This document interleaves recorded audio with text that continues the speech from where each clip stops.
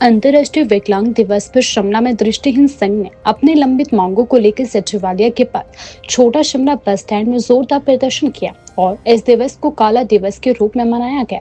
संगठन का आरोप है कि सरकार उनकी समस्याओं और बैकलॉग भर्ती जैसी महत्वपूर्ण मांगों को लगातार अनदेखा कर रही है। प्रदर्शन की जानकारी मिलने पर एसडीएम ओशेन मौके पर पहुंची और दृष्टिहीनों से उनके द्वारा बातचीत की गई। संघ के सदस्यों ने एसडीएम से आग्रह किया कि उनकी मांगे सीधे मुख्यमंत्री तक पहुंचाई जाए और उनसे मुलाकात करवाई जाए। एसडीएम ने आश्वासन दिया कि विधानसभा का शीतकालीन सत्र समाप्त होने के बाद सरकार के शिमला लौटते ही वह मुख्यमंत्री को विषय से अवगत करवाएगी और प्रतिनिधि मंडल की मुलाकात भी करवाने का प्रयास करेगी। उधर दृष्टिहीन संघ के अध्यक्ष राजेश ने विरोध को और तेज करते हुए क्रमिक अनशन शुरू कर दिया। उन्होंने सरकार को 10 दिसंबर तक का समय देते हुए चेतावनी दी कि यदि मांगे पूरी नहीं होती है तो संगठन ओक ओवर के बाहर बड़ा आंदोलन करेगा।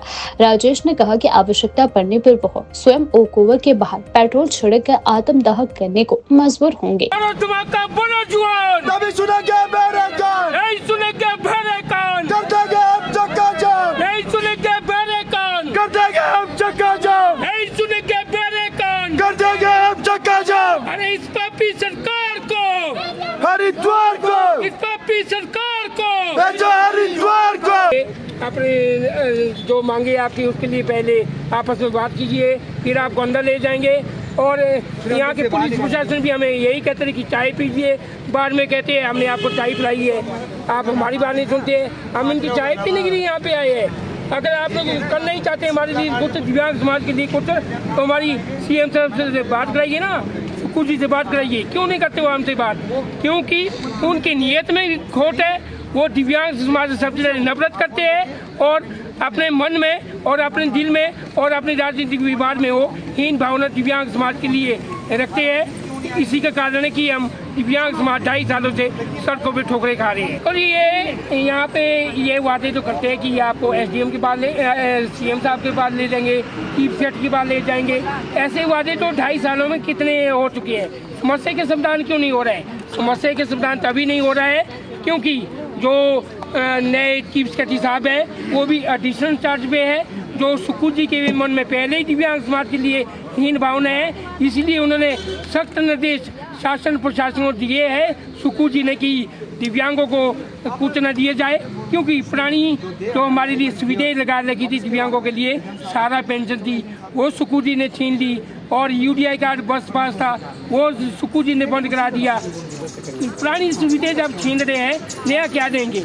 अपने राज में सुक्कू जी 3 साल हो रहे हैं, जश्न मना रहे हैं। 3 सालों में अपनी जश्न में दिव्यांगों के लिए एक मीटिंग तक नहीं दे पाए। बाकी इन्हें क्या देंगे हमारे को? हम इनसे जो मांग रहे हैं बैकलॉग का कोटा मेरे पास जिसकी अपडेट है आज ये की रिपोर्ट मेरे पास पड़ी है, उसमें आप देखें कि हज़ारों के पद खाली पड़े हैं। किसके लिए? अपने रिश्तेदारों के लिए। हम क्या पाकिस्तान से आए हैं? हम अडानी अंबानी के लड़के हैं जो यहाँ पे बैठे हैं। कल परसों देखो उन्होंने बच्चों को धमका दिए, स्कूल के बच्चों को किया। आप राधे राधे क्यों बोलते हैं? कभी वहाँ दिव्यांग समाज को धमकाते हैं कि उस सड़कों पे रह के क्या मिलता है। सुक्कू जी को मैं बताना चाहता हूँ, जो भी इतिहास के पन्नों में अपनी इतिहास के पन्नों में नाम दर्ज कराते हैं वो लड़ाई सड़कों से शुरू होती है। वो लड़ाई चाहे भारत देश को अंग्रेजों से चुंगल से दूर पाने के लिए, वो लड़ाई भी सड़कों से शुरू हुई थी। जो चाहे किसानों के मुद्दे होते हैं वो लड़ाई भी सड़कों से शुरू होती है। वो चाहे दिव्यांगों की बात है, आज हम डट के सुक्कू सरकार का विरोध भी करेंगे और तब तक करते रहेंगे जब तक कि हमारे साथ उस तरह बैठक नहीं हो जाती है और सड़कों पर हमें हमारे हाथ में ज्वाइनिंग लेटर नहीं दिए जाते हैं और कम से कम 12 से 10,000 से 12,000 हमारी पेंशन हैंडीकैप पेंशन नहीं देते हैं, तब तक यहाँ से हम हटेंगे नहीं। व्यक्त करते हुए मेरा नाम राजेश ठाकुर, मैं रामपुर बुशहर का रहने वाला हूँ। 771 दिन हमें आज आंदोलन में हो चुके हैं। खुले आसमान 39 दिन हो चुके हैं, लेकिन इस सरकार ने हमारा ना कोई सुत ली, हमारी ओनली सटेला व्यवहार किया। दावे तो बड़े बड़े करते। सुक्कू जी कहते हैं कि दिव्यांग जनों के लिए काम कर रहे हैं। कब कर रहे हैं? 2.5 साल आज हमें रोडों पे हो चुके हैं, ठोकरे खानों पे मजबूर हो चुके हैं। ना हमारी पेंशन बनाई जा रही है, किसी भी तरह का कोई भी सुनवाई हमारी नहीं होनी हमारी सड़कों पे ठोकरे खाने के लिए छोड़ा गया है। तो सुक्कू जी का रवैया है हमारे साथ बिल्कुल भी अच्छा नहीं है। वैसे तो वो कहते हैं कि मैं जनहित के काम करता हूँ। ये कौन जनहित के काम में दिव्यांग समाज नहीं आते हैं? हमारे अंदर भी तो जी आत्मा है, हमारे भी तो बाल बच्चे हैं, हम भी तो किसी के बच्चे हैं, हमने परिवार पालना है। तो जो हम सरकार से मांग रहे हैं, हमारी सारी जायज मांगे हैं, वो पेंशन की बढ़ोतरी है, बैकलॉग का कोटा बटेरा, इनकी बहुत डिपार्टमेंट में बहुत बड़ा है, वही मांग रहे हैं जो हमारी संवैधानिक मांग है। लेकिन ये सरकार दिव्यांग समाज के लिए हीन भावना रहती है, बदले की भावना रहती है। कभी कोई शासन प्रशासन के लोग ना मंत्री हमारी सुट लेते हैं। और मैं से यही कहना चाहूंगा माननीय मुख्यमंत्री जी से, इस पाप से आप बचिए। जैसा आप परसों दावा कर रहे थे कि मैं एक साधारण परिवार से आया हूँ, मैं एक अच्छी सोच का व्यक्ति हूँ, गरीब समाज को देख नहीं सकता हूँ।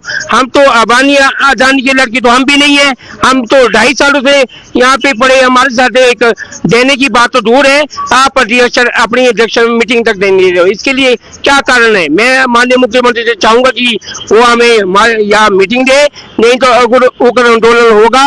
2 से 3 साथी हमारे वैसे भी इस आंदोलन की आग में चढ़ चुके हैं, उनकी विचारों की आज वो हमारे बीच नहीं है। तो इसके जिम्मेदारी भी सुक्खू सरकार को लेनी होगी। आगे भी हम कड़ा रुख अपनाएंगे, मरण अनशन करेंगे, आत्मदाह जैसी जो भी हमसे हो सके सब कुछ करेंगे। लेकिन सुक्खू सरकार का रवैये से सारे दिव्यांग समाज दुखी है।